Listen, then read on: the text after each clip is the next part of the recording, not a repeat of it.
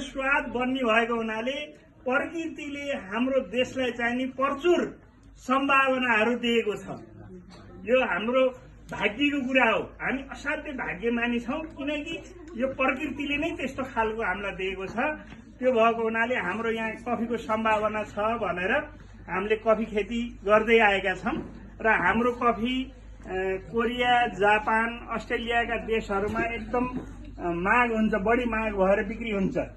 त्यो बिक्री हुने वस्तु हामीले यहाँ उत्पादन गरेर बेचिरहेका थियौँ, तर हामीलाई यो कुरा थाहा थिएन कि हाम्रो चिज यति राम्रो छ, हामीले प्रयोग किन नगर्ने भनेर त्यसको अनुसन्धान सबै कसले गरिदियो भन्दा विदेशीहरूले गरिदिए र उनीहरूले चाहिँ नि तिमीहरूको कफी राम्रो छ हामीलाई दिऊ भन्न थाले।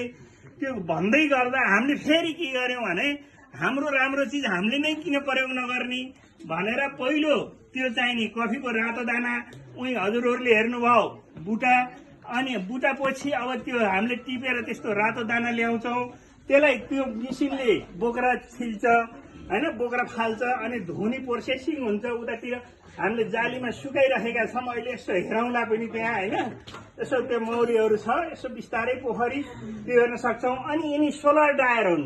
यो सोलर डायर भित्र हामीले के हेर्छौँ भन्दा फेरि चाहिँ त्यहाँ पानी उभानो गराइसकेपछि यिनी सोलर डायरहरूमा सुकाउँछौँ। किन भन्दा विदेशीहरूले गुणस्तर राम्रो भएको मात्रै चिज लिन्छन्, उनीहरूले राम्रो मात्रै खान खोज्छन्। त्यो भएको हुनाले यो गुणस्तर कायम गर्नको लागि यिनी चिजहरू प्रयोग गरेर हामीले के गर्छौँ भने यसलाई पार्चमेन्ट भन्छ। त्यो बोक्रा छुटाइसकेपछि यस्तो खालको पार्चमेन्ट भन्छ। यसलाई पनि फेरि छिन्ने मिसिन छ त्यहाँ, त्यसले चाहिँ मिसिनले त्यो यसको पनि 2 लेयर बोक्रा हुन्छ, यसलाई पनि हटाइसकेपछि अनि चाहिँ ग्रिन बिन भन्छ। ग्रिन बिन बनिसकेपछि हामीसँग यो भुट्ने मिसिन छ, यो मिसिनले भुट्छ, अनि फेरि पिस्ने मिसिन छ, प्याकेजिङ गर्ने मिसिन छ। त्यो भएपछि हाम्रो कफी यसरी चाहिँ तयार भएर यहाँको मार्केटमा पनि बिक्री गर्ने गरेका छौँ। यहाँको मार्केटमा एकदमै कम बिक्री छ। अझै नेस्कफीले मार्केट लिएको भएर पहिलेदेखि कफी घुल्नुपर्छ, कफी किन घुलेन भन्ने कुरा छ। कफी ठोस वस्तु घुल्दिन, हाम्रो कफी ठोस वस्तु हो, नेचुरल हो, त्यो भएर यो घुल्दिन। यो छानेर फिल्टर गरेर खाने कफी हो, फिल्टर कफी हो, त्यो जान्न पर्यो। हाम्रो कफी एकदमै राम्रो छ, स्वादिलो छ। यो अरबिका कफी हो।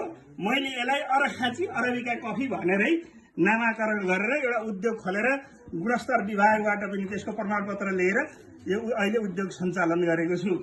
र के छ भने कफी त अब हाम्रो पिउने बानी छ, तर नेस्कफी भन्दा हाम्रो कफी, नेस्कफीलाई चाहिँ विदेशीहरूले त्यसलाई चाहिँ कुनै मान्यता दिएको छैन। यो कफीलाई चाहिँ एकदमै चाहिँ मान्यता दिएको छ। यो अरबिका जातको कफी हो।